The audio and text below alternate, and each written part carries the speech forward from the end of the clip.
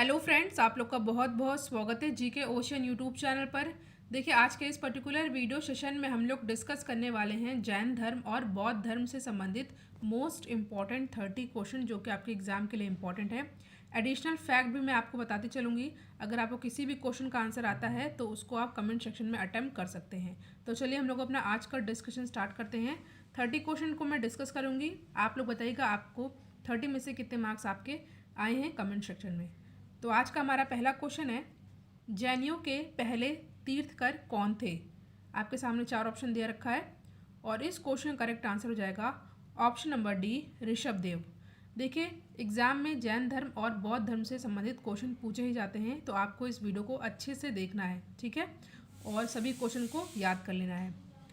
तो फिर इस क्वेश्चन का सही आंसर होगा ऑप्शन नंबर डी, ऋषभदेव। आपको एक चीज़ और याद कर लेना है, पहला पूछता है और 23 पूछता है और 24 पूछता है। तो 23वें तीर्थकर कौन थे, ये थे पार्श्वनाथ, और 24वें थे महावीर स्वामी, ठीक है। नेक्स्ट क्वेश्चन पे हम लोग आते हैं।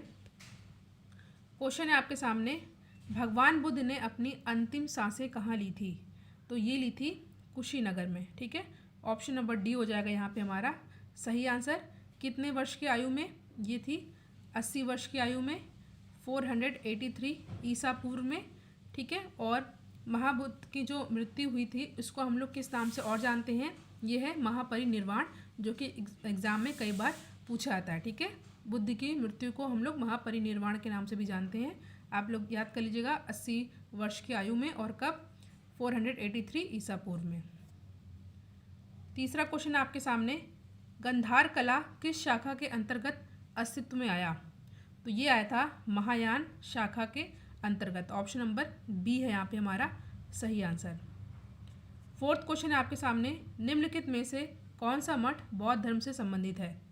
तो इस क्वेश्चन का करेक्ट आंसर रहेगा चैत्य, ठीक है। चैत्य मठ जो है ये बौद्ध धर्म से संबंधित है। मोस्ट इंपॉर्टेंट क्वेश्चन है ये। अगला क्वेश्चन आपके सामने, अशोक ने तृतीय बौद्ध संगीति यानी कि सभा कहाँ बुलाई थी। देखिए, आपको पता है जो बौद्ध धर्म की संगीति हुई है यानी कि जो सभा हुई है वो टोटल 4 हुई थी, और इनसे एग्जाम में क्वेश्चन पूछे जाते हैं। तो यहाँ पे हमारा सही आंसर रहेगा ऑप्शन नंबर ए। यहाँ पे तीसरी बात हो रही है, तो ये हुई थी कहाँ पे, ये हुई थी पाटलिपुत्र में। देखिए, यहाँ पे लिस्ट दे रखा है, इसको आपको अच्छे से याद कर लेना है। प्रथम कब हुई थी, दूसरी कब हुई थी, तीसरी, चौथी। देखिए, प्रथम हुई थी कहाँ पर, राजगृह में, ठीक है। इसको हम लोग सप्तपर्णी भी जानते हैं। और दूसरी हुई थी वैशाली में, तीसरी जो पूछा गया क्वेश्चन में पाटलिपुत्र, और चौथी हुई थी कुंडव में, ठीक है। समय आपको याद कर लेना है 483, 383, 250 ईसा पूर्व और 72 ईस्वी में, ठीक है। शासन किसके शासनकाल में हुई थी, तो पहली हुई थी अजातशत्रु, दूसरी हुई थी कलाशोका, तीसरी हुई थी अशोका के समय में, और चौथी हुई थी वासुमित्र के समय में, ठीक है। आपको अध्यक्ष भी अच्छे से याद कर लेना है, चाहे तो आप इसका स्क्रीनशॉट ले सकते हैं। नेक्स्ट क्वेश्चन है हमारे सामने, सिकंदर महान का शिक्षक कौन था, ठीक है। आपके सामने यहाँ पे 4 ऑप्शन दे रखा है, और इस क्वेश्चन करेक्ट आंसर हो जाएगा अरस्तु, ठीक है। क्वेश्चन जो है, सिकंदर महान का शिक्षक कौन थे, ये थे अरस्तु, और अरस्तु को ही हम लोग जीव विज्ञान का पिता भी कहते हैं। ये आप लोग याद कर लीजिएगा कि अरस्तु को ही जीव विज्ञान का पिता कहा जाता है, ठीक है। नेक्स्ट क्वेश्चन है आपके सामने, गौतम बुद्ध किस वंश से संबंधित थे। तो ये थे शाक्य वंश से संबंधित, ठीक है। याद कर लेना आप कुछ और भी फैक्ट, जैसे कि नेपाल के कपिलवस्तु लुम्बिनी ग्राम में इनका जन्म हुआ था गौतम बुद्ध का, ठीक है, 563 ईसा पूर्व में, ठीक है। और महात्मा बुद्ध को शाक्य मुनि के नाम से भी जाना जाता है, ठीक है।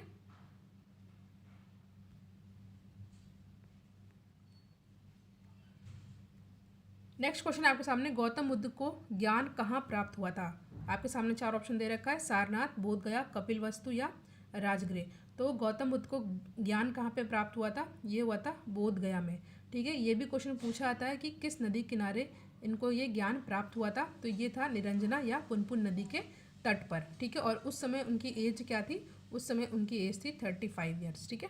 इतना आपको अच्छे से याद कर, नदी वाला तो याद कर लेना, ये भी पूछा जाता है निरंजना या पुनपुन नदी के तट पर, ठीक है, बोधगया में 35 वर्ष की आयु में। अगला क्वेश्चन है निम्नलिखित में से बौद्ध साहित्य का आपको पहचान करना है। तो जो पहला है ये जो है बौद्ध साहित्य है त्रिपिटक। इसमें 3 पिटक आते हैं। पहला आता है सुत्त पिटक, दूसरा आता है विनय पिटक और तीसरा आता है अधिधम्म पिटक। ठीक है, इंपॉर्टेंट है ये, आपको अच्छे से याद कर लेना है। अगला क्वेश्चन है प्रारंभिक बौद्ध धर्म ग्रंथों की रचना किस में की गई थी? प्राकृत में, पाली में, संस्कृत में या किसी और भाषा में? ठीक है, आपके सामने 4 ऑप्शन दे रखा है। यहाँ पे हमारा सही आंसर रहेगा प्राथमिक बौद्ध धर्म ग्रंथों की रचना की गई थी पाली लैंग्वेज में। ऑप्शन नंबर बी है हमारा यहाँ पे सही आंसर। क्वेश्चन है महावीर की माता कौन थी? तो महावीर की माता कौन थी? ये थी त्रिशला। ठीक है, और महावीर स्वामी जी का जन्म हुआ था 540 ईस्वी को। किस गांव में हुआ था? कुंडग्राम या वैशाली में हुआ था। और इनके पिता का नाम सिद्धार्थ था। ठीक है, पिता का नाम सिद्धार्थ, माता का नाम त्रिशला। किस गांव में हुआ था? कुंडग्राम या वैशाली में, 540 ईस्वी में। इतना सब आपको अच्छे से याद कर लेना है।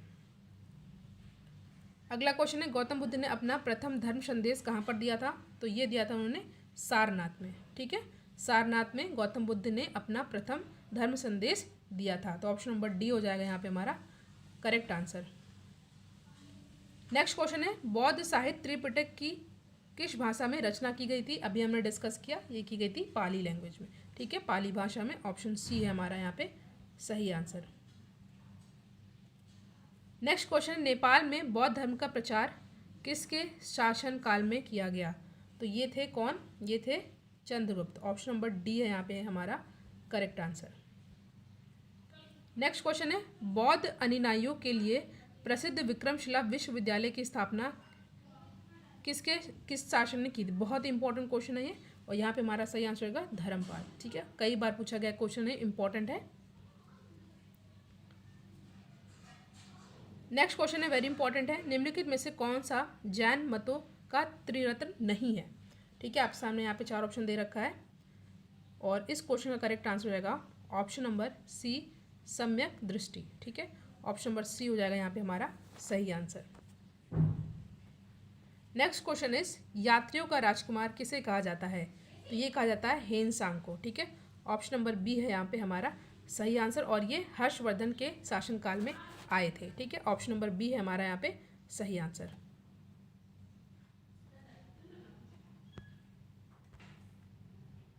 नेक्स्ट क्वेश्चन है आपके सामने, निम्न में से कौन सा शासक बुद्ध के समकालीन थे? उदयन, बिंबिसार, अजातशत्रु या महापद्म नंद? तो यहाँ पे हमारा सही आंसर रहेगा ऑप्शन नंबर बी बिंबिसार। ठीक है, ऑप्शन नंबर बी है यहाँ पे हमारा करेक्ट आंसर। अगला क्वेश्चन है निम्नलिखित में से कौन सा संप्रदाय बौद्ध धर्म का नहीं है? महायान, हीनयान, दिगंबर या थेरवाद? तो यहाँ पे हमारा सही आंसर रहेगा ऑप्शन नंबर सी दिगंबर। ठीक है, नेक्स्ट क्वेश्चन है महावीर के प्रथम शिष्य कौन थे? तो ये बहुत ही फेमस क्वेश्चन है, कई बार एग्जाम में पूछा गया है।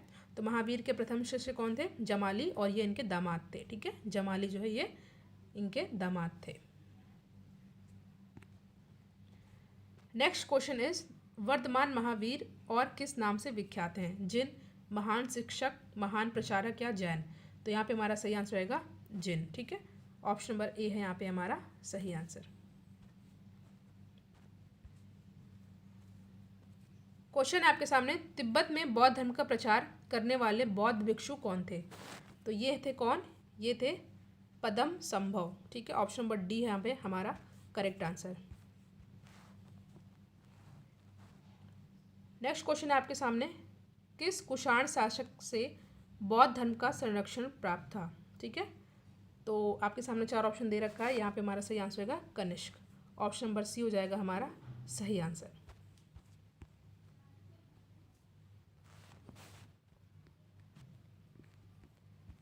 पच्चीसवां प्रश्न है आपके सामने, बौद्ध धर्म में सांड बुद्ध के जीवन की किस घटना से संबंधित है? आपके सामने यहाँ पे 4 ऑप्शन दे रखा है, और यहाँ पे हमारा सही आंसर रहेगा जन्म से संबंधित है।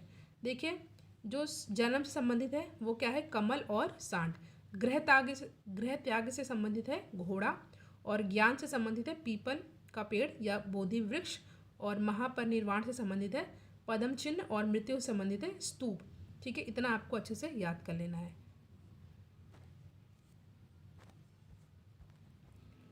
ट्वेंटी सिक्स क्वेश्चन आपके सामने, निम्न में से कौन सा शासक बुद्ध के समकालीन नहीं था?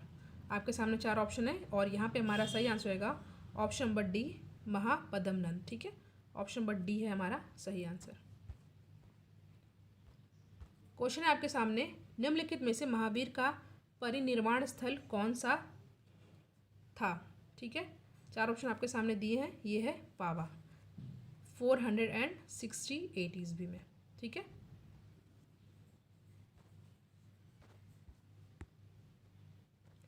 क्वेश्चन है, बुद्ध के उपदेश किस भाषा में है? हिंदी, उर्दू, पाली या प्राकृत? तो बुद्ध के जो उपदेश हैं वो किस लैंग्वेज में है?